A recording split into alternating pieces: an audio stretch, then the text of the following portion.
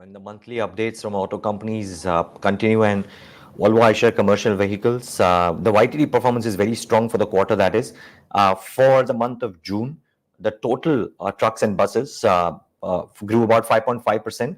Domestic volumes at 12.4%. Exports declined 58.4%. So therein, whereas maybe for the industry at large, and not just for autos, but for many others, is the problem that exports continue to remain sluggish. Mr. Vinod Aggarwal joins in to talk about his thoughts around these numbers. Mr. Aggarwal, the quarterly and the YTD numbers both with us. One way to look at it is that a 12% overall volume growth number is a healthy one. The other way to look at it is exports continue to remain an issue. How are you looking at it? No, I think you have summarized it very well. Domestic market is doing well and exports are a concern. Within the domestic market, buses are doing extremely well. Heavy duty trucks are also doing well.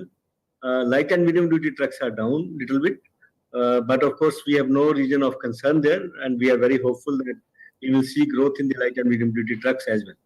Got it. So never mind what happens in the monsoon quarter, and would love to understand that as well. But with the commentary coming in around capacity expansions and capex plans for both PSUs and global MNCs, Mr. Aggarwal, would you reckon that as a year at large, you might be able to sustain the trend that you've shown YTD? Hopefully, yes. We have to. Okay. This is despite the export numbers looking wobbly. So overall sustenance on exports also, I think they look to be at the rock bottom now. I think let's see, we should see some growth because if you look at now exports, the industry wide, we are down to around 2,000 per month. If you look at 3.5 ton and above. That used to be around 5.5, 6,000 per month. So it is, you can say, 1/3 of its peak. And so hopefully here on, exports also should either stay on like this or they should recover from. And again, just a small word because it's a very small piece, but I'd still love to understand from you, Mr. Aggarwal. Some of the forging companies that we had spoken to in the first half had all mentioned about how their clients globally had spoken about how replacement demand both in Europe and US will be very strong. One would have suspected that therefore would translate into export volumes as well. What's happening there in the global markets therefore? Global markets, if you look at for commercial vehicles, the large dependence is on India-like markets. It's not for the commercial vehicles specifically. The dependency is not on the Europe and US. Okay. When you talk of forging companies, they are also exporting to Europe and US. Yes. Okay. So therefore, they are not. You can't get the indication with respect to the trucks because they will be supplying for everyone else.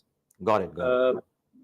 But Bangladesh market is still down because they are continuing to have issues with respect to the foreign exchange. So therefore, let's hope that Bangladesh should start improving. Okay. One quick question on the possible tapering down of input costs. Is that looking like a tailwind in Q1 gone by? And does it continue to remain, are you continue to remain hopeful of that being the same in Q2 and beyond? Inflation looks to be quite under control or stable now. There were some requirements for increase in the steel prices, but I think that is settled now. Hopefully, the prices will not go up. The commodities prices have cooled down, and inflation should be all right for the full year. So therefore, I don't expect much pressures coming from inflation.